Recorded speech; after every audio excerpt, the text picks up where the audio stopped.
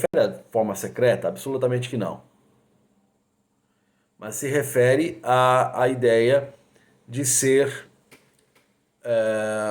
um momento inesperado. Aqueles que não aguardam a volta de Jesus. Apocalipse capítulo 1, verso 7, como nós já lemos, fala que eis que vem com as nuvens e todo o olho verá, até aqueles que o transpassaram. E aqui nós temos que entender um pouquinho sobre quem é esses que o transpassaram. Zacarias capítulo 12, verso 10, o profeta Zacarias escreve com a inspiração do Espírito Santo, e ele diz que aqueles que transpassaram a Jesus irão lamentar profundamente isto.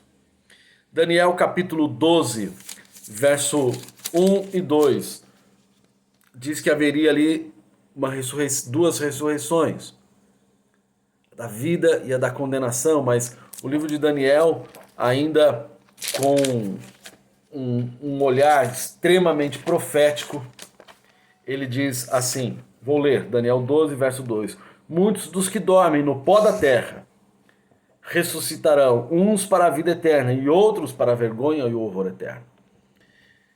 Se referindo aqui a uma ressurreição especial. Quem é estes, ou quem faz parte deste grupo dos que transpassaram a Jesus? Podemos incluir aqui pelo menos 4 categorias. Primeira, os judeus que pediram a morte de Jesus. Mateus capítulo 27, verso 25, eles dizem assim para Pilatos, que o sangue dele recaia sobre nós. Então, esses são os primeiros. Quando Jesus voltar, um pouquinho antes, eles ressuscitam para ver a volta de Jesus, lamentarem e morrerem novamente. Aguardando apenas o milênio, o final do milênio, para a destruição eterna. Pilatos também foi aquele que deu a sentença, então Pilatos também irá participar dessa ressurreição especial. Os soldados que pregaram e perfuraram o lado de Cristo com uma lança, em São João capítulo 19, verso 34, também vão participar dessa ressurreição. E o sumo sacerdote Caifás, no capítulo 26 de Mateus, no verso 62 a 64, é um verso extremamente importante para entendermos aqui este assunto.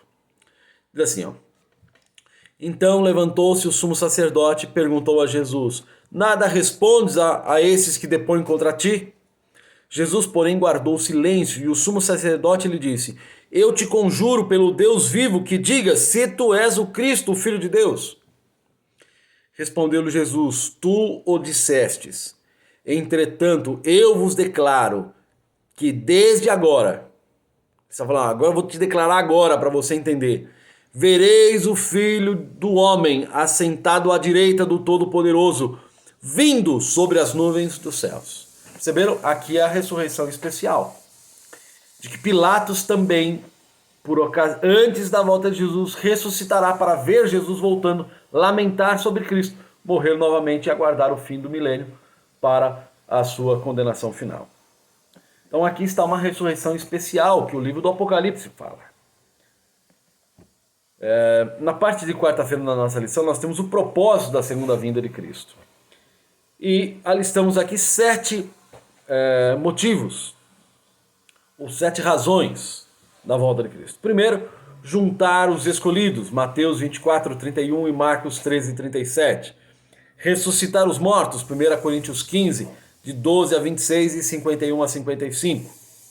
Terceiro, transformar e receber todos os santos, Filipenses 3, 20 e 21, 1 Tessalonicenses 4, 13 a 18, que nós já lemos, inclusive. Destruir os poderes do mal e os ímpios, 2 Tessalonicenses 2, verso 8, e Apocalipse 6, verso 15 e 17. 5, ou quinto, vindicar a Deus, Apocalipse capítulo 20, verso 4 a 6, e o Apocalipse 20, verso 11 a 15, descreve esta verdade também. Terceiro, ou sexto, restaurar a terra, Apocalipse 21, verso 1.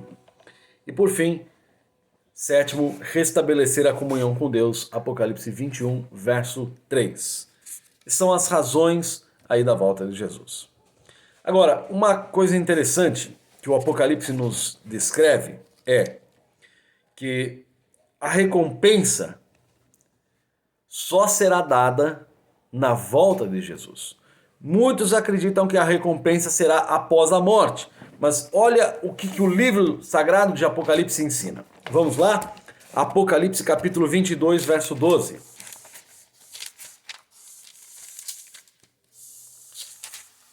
22:12 diz assim: Eis que venho sem demora, e comigo está o galardão, que tenho para retribuir cada um segundo as suas obras. Veja, o livro do Apocalipse fala que a retribuição, o galardão, será dado não após a morte, mas será dado tão somente na volta de Jesus. Portanto, essa ideia de após a morte a pessoa ir para o céu ou ir para o inferno ou um purgatório é totalmente contrário ao ensino bíblico apocalíptico. Aqui fala que nós vamos ser julgados, né? Vai ser retribuído cada um segundo as suas obras. Apesar de sermos julgados pelas nossas obras, nós não somos salvos pelas nossas obras.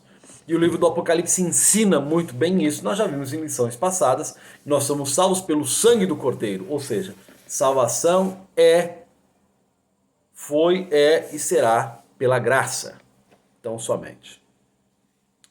E na última parte da nossa lição, em que vemos a ideia de estarmos aguardando a volta de Jesus. É importantíssimo estarmos aguardando a volta de Jesus. Temos que estar vigilantes para a volta de Cristo. Como podemos estar vigilantes?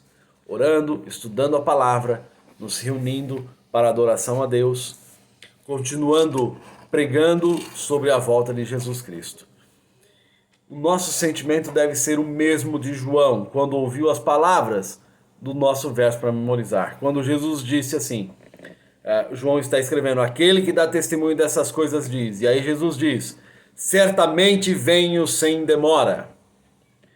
E aí João não aguentou ao ouvir essas palavras. Eu imagino o velhinho João, com quase 100 anos já. Ele ouve essas palavras, ele sabe que a sua vida está muito próxima de se findar. Ele ouve Jesus dizendo assim, certamente venho sem demora. E o que João faz, o que o velhinho João faz? Ele reúne as últimas forças e ele grita, amém! Vem, Senhor Jesus. Esse era o desejo ardente do coração de João. Vem, Senhor Jesus. Este desejo deve continuar sendo também do nosso coração. Nós devemos ardentemente ansiar pela volta de Jesus. A volta de Cristo tem que ser o nosso maior anseio. Que Deus te abençoe para que você ame, aguarde e anseie pela volta de Jesus. Quando Cristo então colocará um ponto final na história de pecado, na história de mal, em todo o sofrimento. E aí então começaremos a desfrutar da eternidade ao lado do nosso Salvador Jesus Cristo. Ame, anseie, ore pela volta de Jesus. Que Deus te abençoe.